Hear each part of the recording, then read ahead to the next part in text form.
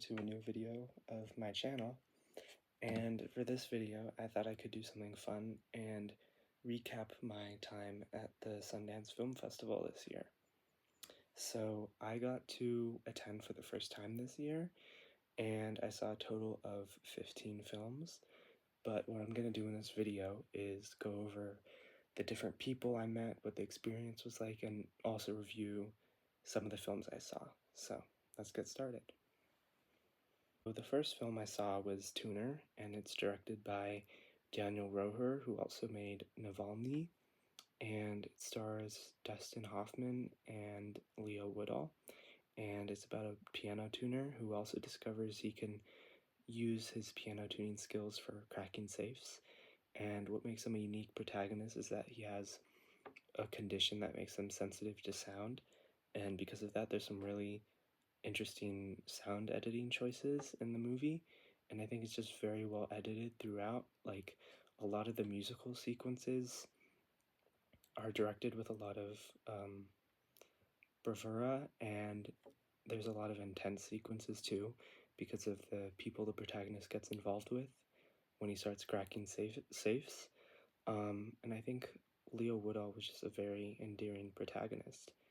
And afterwards, I actually got to speak with Daniel Roher, and basically I just asked him why he cast Leo Woodall in the main role, and he basically told me that he had a sensitive quality to him, and his performance is like in one day, and also that their respective partners knew each other too, and they were able to connect through that. And so it was just really cool meeting him, and he was really nice and enthusiastic to speak with me, so that was really cool.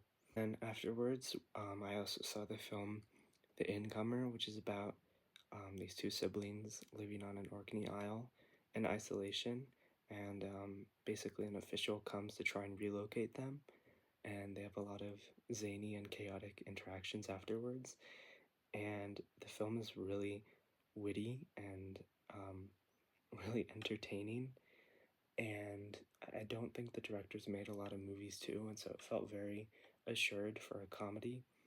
And it also stars Domhnall Gleeson as the official who's trying to relocate these siblings, and I also got to speak with him afterwards and get a photo with him.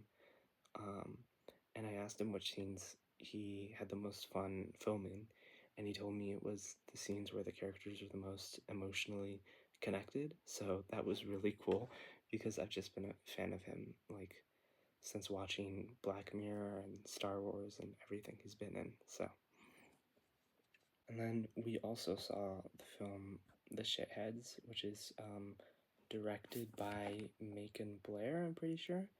And I had known of him, but I didn't know he was also a director. And yeah, I mean, it was funny. I don't think it was a perfect film, but it was still funny. And it was, the cast has good chemistry because it stars Dave Franco and then O'Shea Jackson Jr., and I'm pretty sure Mason Thames as well. And Peter Dinklage, who was also in another film I'll talk about later called Wicker.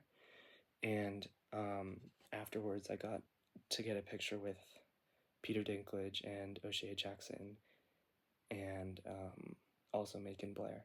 And it's so crazy because you grow up watching these actors, and I just really enjoyed Ingrid Goes West, and so I got to tell O'Shea Jackson Jr. about that as well.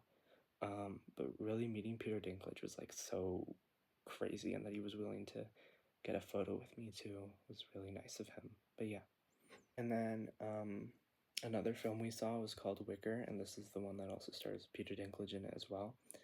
And it's about a lonely fisherwoman who's played by Olivia Colman, and she basically requests from Peter Dinklage's character, who's a basket weaver, she requests for him to make her a husband, but the husband is made completely out of wicker, and so that's what a lot of the humor and charm of the film, like that's where a lot of it arises.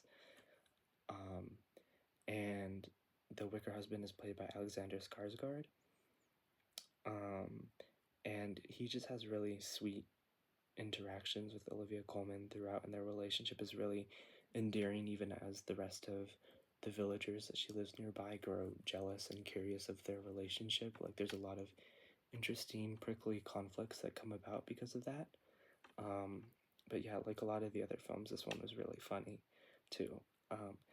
And afterwards, I did get to speak with Olivia Colman, and I got to tell her that I really loved her blind taste test video, which I think she was happy about. And then I also got to take a photo with her.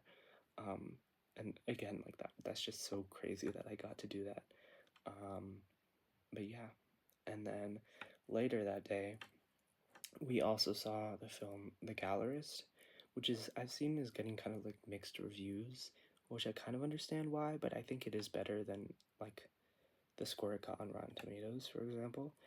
And it's about a struggling art gallerist who attempts to sell a dead body as a piece of art after an incident.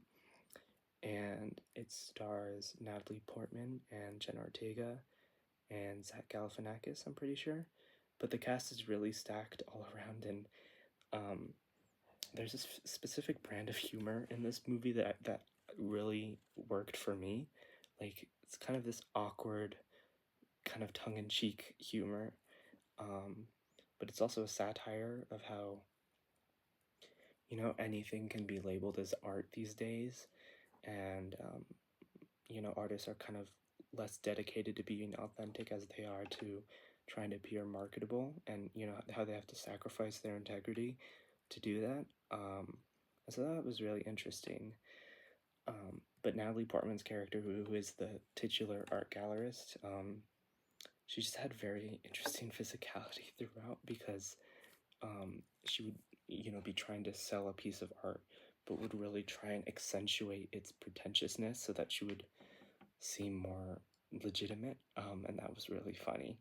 And during the Q&A of the film, I got to ask Natalie Portman about the physicality of her character, and she said she developed it because of the film's hair and makeup, and also because she wears like tabby shoes, and that really changed how she walked. And she also thought the script was really clever too. And I think I was like the second to last person to ask a question during the Q&A, so it was a stroke of luck that I got called on. And yeah, I mean, and also the actors weren't willing to take photos afterward because it was late in the night. So it was really like a crazy opportunity that I had to ask her a question. And like, I'd grown up watching her in Star Wars and stuff. And so it's so crazy that I actually got to meet and speak with all these people.